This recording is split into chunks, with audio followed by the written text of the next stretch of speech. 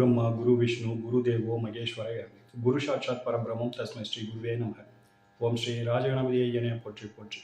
ஓம் ஸ்ரீ லோபாமுத்திரை சமேத ஸ்ரீ அகத்தியரையா போற்றி போற்றி. அனைவருக்கும் வணக்கம். குரு அருள் ஆஸ்ட்ரோ முத்து உங்களோடு. இன்றைய பதிவில் லக்னத்தில் கிரகம் இருந்தால் அப்படிங்கிற தலைப்பில் லக்னத்தில் செவ்வாய் நின்ற பலன்.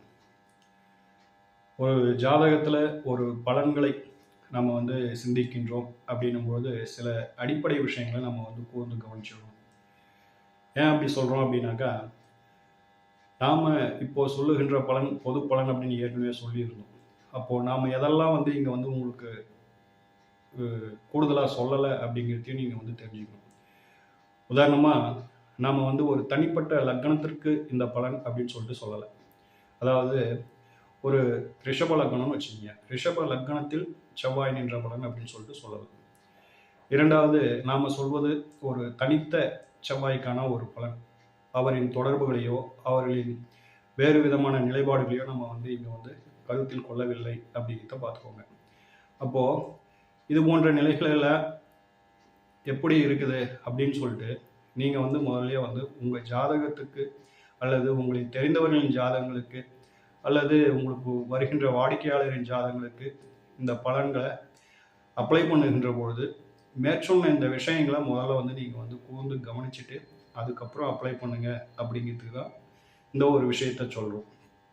இப்போது நாம் சொல்வது எல்லாமே ஒரு பாசிட்டிவ் பாயிண்ட்ஸாக சொல்லியிருக்கோம். ஆனால் நீங்கள் அப்ளை பண்ணுற ஜாதகங்களில் இந்த பாசிட்டிவ் பாயிண்ட்ஸ் ஒத்து வராத ஒரு சூழலில் இருக்கலாம். என்ன காரணம் அப்படின்னாக்கா, நீங்கள் அந்த செவ்வாயின் நிலைப்பாட்டை ஆய்வு செய்கின்ற பொழுது அல்லது சிந்திக்கின்ற பொழுது அந்த செவ்வாயின் நிலைப்பாடு என்ன நிலையில் இருக்குதுன்றத பார்ப்பதற்கு தவறவிட்டு இருக்கலாம். பார்த்துக்கோங்க, சரிங்களா? செவ்வாய் அப்படிங்கிறவர் இப்போது கன்னியா லக்னத்துக்கு அட்டமாதிபதியாக வருவார் இல்லைங்களா? ரிஷப லக்னத்திற்கு விரையாதிபதியாக வருகின்றார். மகர லக்னத்திற்கு பாதகாதிபதியாக வருகின்றார் இல்லைங்களா? விருச்சிக லக்னத்திற்கு லக்னாதிபதி 6ஆம் அதிபதி ஆகின்றார். மேஷ லக்னத்திற்கு லக்னாதிபதி அட்டமாதிபதி ஆகின்றார். இப்படி செவ்வாய் பகவானை பொறுத்தவரையிலும் இரு ஆதிபத்தியம் உள்ளது அப்படிங்கிறத பார்த்துக்கோங்க. ஆக லக்னம்னு வந்துட்டாலே பாவக தொடர்புகளை கூர்ந்து கவனிக்கணும். அடுத்ததா அவருடைய தொடர்புகளையும் நம்ம சேர்த்து கையில் எடுக்கணும். உதாரணமாக செவ்வாய் சூரியனோட சேர்ந்திருக்கிறார் அப்படின்ற ஒரு நிலைப்பாட்டில் வருகின்ற பொழுது அவர் அஸ்தங்கம் ஆகியிருக்கிறாரா அப்படிங்கிறத நம்ம பார்த்துக்கணும். அஸ்தங்க தோஷம் பெற்றிருக்குதா அப்படிங்கிற ஒரு நிலைப்பாட்டை பார்த்துடணும். அடுத்ததாக அவர் செவ்வாய் அப்படிங்கிறவருக்கு ஒரு பகை கிரகத்தோடனோ அல்லது வேறு ஏதேனும் ஒரு நிலைப்பாடுகளில் அவர் பலவீனப்பட்டு இருக்கிறாரா அப்படிங்கிறதையும் பார்த்துக்கணும். அந்த சேர்க்கை அப்படின்னு சொல்லிட்டு வருகின்ற பொழுது இதையெல்லாம் தொடர்புகளை எல்லாம் நம்ம கூர்ந்து கவனிக்கணும் அப்படிங்கிறது ஒரு நிலைப்பாடு பார்த்துக்கோங்க. ஸோ செவ்வாய் பகவானை பொறுத்தவரைக்கும் அவரே ஒரு இயற்கை பாவர், அவரே ஒரு அட்டமாதிபதி அப்படிங்கிறதையும் நம்ம கணக்கில் வச்சுக்கணும். இது எல்லாத்தையும் நம்ம கூர்ந்து நம்மளோட மனதில் ஒரு நிலைப்பாட்டுக்கு கொண்டு வந்துட்டு அதுக்கப்புறம் தான் நம்ம அவரின் பலன்களை தீர்மானிக்கணும் அப்படிங்கிறது தான் நம்ம சொல்ல வர கருத்து. சுப ஆதிபத்தியம் பெற்றிருந்து சுப கிரகங்களின் தொடர்பை பெற்றிருந்தார் அப்படின்னாக்கா இவருடைய பலாபலன்கள் நம்மளுக்கு மனதிற்கு ஒரு நிறைவான பலாபலன்களாக அமைகின்றது. பாவ ஆதிபத்தியம் பெற்று மேலும் பாவர்களோடு தொடர்பில் இருக்கின்ற பொழுது அது நம்ம மனதிற்கு ஒவ்வாத மனதிற்கு கசப்புகளை தருகின்ற அமைப்பில் அமைந்து கொள்கின்றது அப்படிங்கிறத பார்த்துக்கோங்க.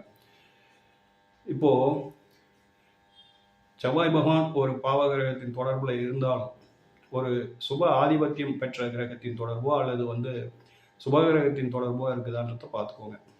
இது ஒரு விதமான ஒரு ஆய்வு பார்த்துக்கோங்க. அப்படி இருக்கின்ற பொழுது ஓரளவுக்கு ஒரு சிறந்த பலன்களை நம்ம எதிர்பார்க்கலாம் அப்படிங்கிறத பார்த்துக்கோங்க. இந்த இடத்துல நம்ம சொல்லுகின்ற வார்த்தைகளை கூர்ந்து கவனிக்கணும். ஓரளவுக்கு சிறந்த பலன்களை எதிர்பார்க்கலாம் அப்படிங்கிறது, சரிங்களா? ஸோ இப்போ நம்ம சொல்ல வர விஷயம் என்ன அப்படின்னாக்கா, ஒரு பலன்களை அப்படியே அப்ளை பண்ணி பார்க்காதீங்க. உங்களுக்கு கிடைக்கிற ஜாதகங்களையோ அல்லது உங்களுடைய ஜாதகங்களையோ உங்களுக்கு வேண்டப்பட்டவங்க ஜாதகங்களையோ அப்படியே அப்ளை பண்ணி பார்க்காதீங்க. அந்த ஜாதகத்தில் நீங்கள் ஒரு தனித்த ஒரு லக்னத்திற்கு உண்டான பலாபலன்களை பொதுவான பலனை எடுத்துகிட்டு போயிட்டு அப்படியே அப்ளை பண்ணுறீங்க அப்படிங்கிறத மறந்துடாதீங்க. இப்போ சொல்லப்பட்டது பொது பலன். ஆக நீங்கள் அப்ளை பண்ணுறது ஒரு தனிப்பட்ட ஜாதகத்துக்கு அப்படிங்கிறத பார்த்துக்கோங்க. அப்போது நாங்கள் இங்கே எந்த ஒரு தொடர்புகளையும் இங்கே வந்து மையப்படுத்தி சொல்லலை அப்படின்ட்டு எதுவுமே தெளிவாக சொல்லியிருக்கோம். ஆனால் நீங்கள் அவர் பெற்ற தொடர்புகளை அவசியம் பார்க்கணும் அப்படிங்கிறத வலியுறுத்துறோம். சரிங்களா? ரைட். இப்போது ஏற்கனவே வந்து நம்ம வந்து சூரியன் நின்ற பலன், சந்திரன் நின்ற பலன் அப்படின்னு சொல்லிட்டு கொடுத்துருக்கோம். ஆனால் செவ்வாய் நின்ற பலன் அப்படின்னு சொல்லிட்டு வருகின்ற பொழுது இவருக்கு வந்து ஒரு தனித்துவம் உண்டு. என்ன தனித்துவம் அப்படின்னு கேட்டீங்க அப்படின்னாக்கா, சிறப்பு பார்வைகள் அப்படிங்கிறது உங்களுக்கு உண்டு. ஸோ செவ்வாய் தான் நின்ற இடத்துல இருந்து 4ஆம் இடத்தையும் 7ஆம் இடத்தையும் 8ஆம் இடத்தையும் தனது பார்வையால் தொடர்பு கொள்கின்றார் அப்படிங்கிறத நம்ம மறந்துடக்கூடாது. ஸோ நம்ம வந்து பலாபலன்களை சிந்திக்கின்ற பொழுது செவ்வாயின் தொடர்பு இது போன்ற நிலைப்பாடுகளுக்கு கிடைக்கும் அப்படிங்கிறத நம்ம வந்து பார்க்கணும். சரிங்களா? இந்த பதிவு பொறுத்தவரையிலும் மேக்சிமம் வந்து ஒரு பாசிட்டிவ் பலன்களை மட்டுமே நம்ம வந்து பார்க்க போகிறோம். நெகட்டிவ் பலன்களை அதீதமாக நம்ம வந்து பார்க்க போவதில்லை அப்படிங்கிறதையும் மனசில் நிறுத்திக்கோங்க. ரைட்.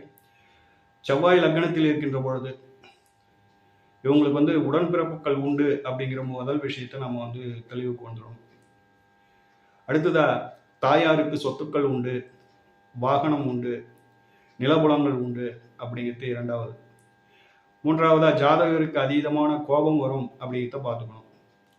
ஜாதகர் மிகவும் தைரியமானவர் அப்படிங்கிறத நம்ம வந்து பார்த்துக்கணும். ஜாதகருக்கு எந்த சப்ஜெக்டை நம்ம வந்து தொட்டு பேசணும்னாலும் அந்த சப்ஜெக்டில் அவருக்கு ஒரு நாலேஜ் இருக்கும் அப்படிங்கிறத பார்த்துக்கோங்க. அது வந்து நீங்கள் ஆன்மீகத்தை பற்றி பேசலாம், ஒரு ஜோதிடத்தை பற்றி பேசலாம், அரசியலை பற்றி பேசலாம், அல்லது மருத்துவத்தை பற்றி பேசலாம், கலைத்துறைகள் சார்ந்து பேசலாம். இது இந்த துறை தான் அப்படிங்கிறது இல்லை, இந்த டாபிக் தான் அப்படிங்கிறது இல்லை. லக்னத்தில் செவ்வாய் இருந்தவர்களை பொறுத்தவரையிலும் அது நல்ல ஒரு நிலையில் இருந்துடுச்சு அப்படின்னாக்கா அவங்களுக்கு எந்த துறையை சார்ந்து நீங்கள் பேசுனீங்கனாலும் அந்த அந்த துறையில் அவங்களுக்கு அதீத ஒரு நாலேஜ் இருக்கும் அப்படிங்கிற மாதிரியான ஒரு நிலைப்பாடு பார்த்துக்கோங்க. இதன் காரணமாக என்ன ஒரு நிலைப்பாடு ஜாதகருக்கு கிடைக்குது அப்படின்னாக்கா, எனக்கு எல்லாம் தெரியும் அப்படிங்கிற ஒரு கர்வம் ஜாதகர் இடத்துல இருக்குது. மற்றவர்களை வந்து பெரிய அளவில் வந்து ஒரு மதிப்பு மரியாதை அப்படிங்கிறத வந்து இவங்ககிட்ட வந்து எதிர்பார்க்க முடியாது. பார்த்துக்கோங்க. நாம தான் வந்து சிறந்தவர்கள், நமக்கு தான் எல்லாம் தெரியும், நாம் சொல்வது தான் சரி, நாம் செய்வது தான் சரி, நம்மளுடைய பேச்சை தான் நம்ம மற்றவங்க கேட்கணும், நான் சரியாக சொல்கிறேன்ல அப்போ நீ என் பேச்சை கேளு அப்படிங்கிற ஒரு மனோநிலைக்கு வந்து விடுகின்றார்கள். வேகம், தைரியம், துணிவு இது மூணும் இவங்ககிட்ட வந்து அதிகமாக இருக்கும். பார்த்துக்கோங்க. இவங்களுக்கு வந்து அந்த சோம்பல் அப்படிங்கிறது வந்து கொஞ்சம் அலர்ஜி. எந்த ஒரு விஷயத்தையும் அப்படியே வந்து வேகமாக செய்து முடிச்சிடணும். சோம்பேறித்தனம் அப்படிங்கிறது உங்களுக்கு வந்து பிடிக்கிறது இல்லை. அதே போல் வந்து சும்மா இருக்கணும் அப்படின்னாலும் இவங்களுக்கு வந்து பிடிக்கிறது இல்லை. ஏதாச்சும் ஒரு விஷயத்தை தொடர்ந்து வந்து கையில் எடுத்து செஞ்சுக்கிட்டே இருக்காங்க. சும்மா இருப்பதே இவங்களுக்கு வந்து பிடிக்கிறது இல்லை. செவ்வாய் ஒரு ஆட்சி உச்சம் ஒரு 5, 9, 11 போன்ற சுபகரங்களின் தொடர்பு பெற்றிருந்தது அப்படின்னாக்கா நல்ல பதவி, கௌரவம், புகழ், பொருளாதாரம், அந்தஸ்து அப்படின்னு சொல்லிட்டு அடிப்படை தேவைகள் அனைத்தையுமே வந்து அவங்க வந்து பெற்று விடுகிறார்கள். அது தனியார் துறையிலையோ அல்லது வந்து அரசாங்கத்திலேயோ ஒரு நல்ல ஹை லெவலில் ஒரு நல்ல போஸ்டிங்கில் இருக்கிறாங்க. ஸோ லக்னத்தில் செவ்வாய் நாம் சொன்ன நிலைப்பாடுகளில் இருந்துருச்சு அப்படின்னாக்கா அவங்களுக்கு எல்லாம் தெரியுது அப்படிங்கிறத பார்த்துக்கோங்க. அதுக்கு அடுத்த வாரியாக அவங்க வந்து ஒரு நல்ல பொசிஷனில் இருக்கிறாங்க அப்படிங்கிறது ரெண்டாவது நிலை பார்த்துக்கோங்க. சரிங்களா? இவங்களை பொறுத்தவரையிலும் இந்த கோபம், இந்த எல்லாம் தெரியும் அப்படின்ற நிலைப்பாடு இருந்தாலும் ஒரு தவறு அப்படின்னு சொன்னாக்கா அதை வந்து தட்டி கேட்கறதுல இவங்க தான் வந்து முதன்மையான அன்பர்களாக இருக்கின்றார்கள். சரிங்களா? அடுத்ததா இந்த தேசப்பற்று அப்படிங்கிறது இவங்ககிட்ட வந்து மற்றவர்களை காட்டிலும் கூடுதலாக இருக்கின்றது. ஆன்மீகமாகட்டும், அதே போல் வந்து தான தர்ம சிந்தனைகள் ஆகட்டும், இவங்க நல்லாவே செய்கிறாங்க. ஆனால் செஞ்சுட்டு ஒரு சின்ன ஒரு கெட்ட பேரையும் வாங்கிக்கிறாங்க அப்படிங்கிறத பார்த்துக்கோங்க. சரிங்களா? ஸோ இவங்கள போல வந்து ஒரு அற்புதமான ஒரு நிலைப்பாடு கொண்ட ஒரு மனிதர்கள் இருப்பதற்கு இல்லை. ஆனால் இவங்களின் அந்த அலட்சியம், அந்த கோபம், எல்லாம் எனக்கு தெரியும் அப்படிங்கிற ஒரு மமதை, இதெல்லாம் என்ன பண்ணுது அப்படின்னாக்கா இவங்களோட வந்து ஒரு நெருங்கிய தொடர்பில் ஒரு லாங் டைம் பீரியட் ட்ராவல் பண்ண முடியறதில்ல. ஏதேனும் ஒரு சந்தர்ப்பத்தில் இவங்களுடைய அந்த கோபத்தால் வந்து இவங்களோட பழகி கொண்டு இருக்கும் நண்பர்களாகட்டும் அல்லது வாழ்க்கை துணையை கூட இது போன்ற நிலைப்பாடுகளில் இருக்கின்ற பொழுது ஒரு கசப்பையும் சங்கடத்தையும் அனுபவித்து பிரிந்து விடுகின்றார்கள்.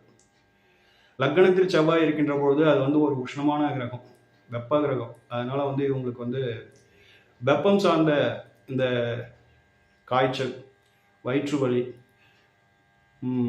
மலச்சிக்கல்கள் இது போன்ற தொடர்புடைய நோய்கள் அப்படிங்கிறது வந்துடும், பார்த்துக்கோங்க. சரிங்களா? எப்பயுமே வந்து ஒரு டென்ஷன் இருக்கும் இவங்ககிட்ட. அந்த ஒரு டென்ஷனோட தான் ஒரு விஷயத்தை செஞ்சுட்டு இருப்பாங்க. அதனால வந்து இவங்களுக்கு வந்து எளிதில் தலைவலி வந்துடும் அமைப்பு இவங்களுக்கு உண்டு அப்படிங்கிறத பார்த்துக்கோங்க. லக்னத்தில் செவ்வாய் இருக்கின்ற பொழுது ஒரு விபத்து, சர்ஜரி, வழக்கு இது போன்ற நிலைகளில் ஏதேனும் ஒன்றை வந்து இவர்கள் வந்து சந்தித்து விடுகின்றார்கள். நல்ல சொத்து, சுகம், பட்டம், பதவி இதெல்லாம் கொடுக்குது, மன தைரியத்தை கொடுக்குது, நல்ல ஒரு தான தர்ம சிந்தனையை கொடுக்குது. இதெல்லாம் வந்து ஒரு பாசிட்டிவ் பாயிண்ட் தான், பார்த்துக்கோங்க. தாயாருக்கு ஒரு சொத்து சோகத்தை கொடுத்து வைக்குது, அதே போல் வந்து உடன்பிறப்புகளை கொடுக்குது அப்படிங்கிறதெல்லாம் ஒரு நல்ல பாசிட்டிவ் பாயிண்ட், பார்த்துக்கோங்க. இதுவே வந்து இந்த லக்னத்தில் இந்த செவ்வாய் பகவான் தனது பகை குருவத்துடன் சேர்ந்து பாவர்களின் தொடர்பை பற்றி மேலும் பலவீனப்பட்டு இருந்தது அப்படின்னாக்கா, ஒற்றைவர்களே சொல்லணும் அப்படின்னாக்கா, நாம் சொன்ன இந்த பாசிட்டிவான பாயிண்ட்ஸ் எதுவுமே அந்த ஜாதகத்துக்கு நடக்காது, பார்த்துக்கோங்க. அவங்களாம் வந்து ஒரு விதந்தாவாதம் செய்து கொண்டு இருப்பவர்களாகவே இருக்கிறாங்க. பேச்சில் மட்டும் ஒரு வல்லவர்களாக இருக்கிறார்கள். செயல்பாடுகளில் ஒரு பெரிய அளவில் ஒரு நல்ல பொருளாதார முன்னேற்றமோ அல்லது வந்து ஒரு நல்ல ஒரு ஃபேமிலியில் ஒரு நல்ல அச்சீவ்மெண்ட் பண்ண ஒரு நபராகவோ அவங்கெல்லாம் வந்து இருக்கிறதில்ல. எப்பயும் எதிர்வாதம் செஞ்சுக்கிட்டு ஒரு விதந்தாவாதம் செஞ்சுக்கிட்டு வீட்டில் வந்து அப்படியே வந்து 3 வேளையை சாப்பிட்டுக்கிட்டு அப்படி ஒரு மனிதர்களாக இருக்கிறாரே தவிர ஒரு உயர்வு பெற்ற ஒரு மனிதர்களாக அவர்கள் வலம் வருவதில்லை அப்படிங்கிறத பார்த்துக்கோங்க. சரிங்களா? ஆக இன்றைய பதிவை பொறுத்தவரையிலும் செவ்வாய் பகவான் லக்னத்தில் இருப்பது சிறப்பு அப்படிங்கிறத பார்த்துக்கோங்க. அடுத்ததாக அவர் என்ன ஆதிபத்தியம் வாங்கியிருக்காருன்றத பார்த்துக்கோங்க. அடுத்ததாக அவர் பெற்ற தொடர்புகளை பார்த்துக்குவாங்க. அதை எல்லாத்தையும் பார்த்துட்டு உங்கள் ஜாதகத்தில் நாம் சொன்ன பலன்களை அப்ளை பண்ணி பாருங்கள். அப்ளை பண்ணி பார்த்தீங்க அப்படின்னாக்கா இது வந்து மேக்ஸிமம் வந்து ஒத்து வந்துடும் அப்படிங்கிற மாதிரி நம்மளுடைய கருத்துக்கள், பார்த்துக்கோங்க. சரிங்களா? ஓம் ஸ்ரீ ராஜகணபதி ஐயா அவர்களின் அருளோடும், ஓம் ஸ்ரீ லோபாமுத்திரை சமேத ஸ்ரீ அகத்தியர் ஐயா அவர்களின் ஆசியோடும் அனைவருக்கும் வாழ்வில் நலமும் வளமும் கிடைக்கப்பெற்று ஆனந்தமும் மகிழ்ச்சியும் என்றென்றும் நிலைத்திருக்கட்டும். வாழ்க வளமுடன், வாழ்க பல்லாண்டு. நன்றிகள், வணக்கம்.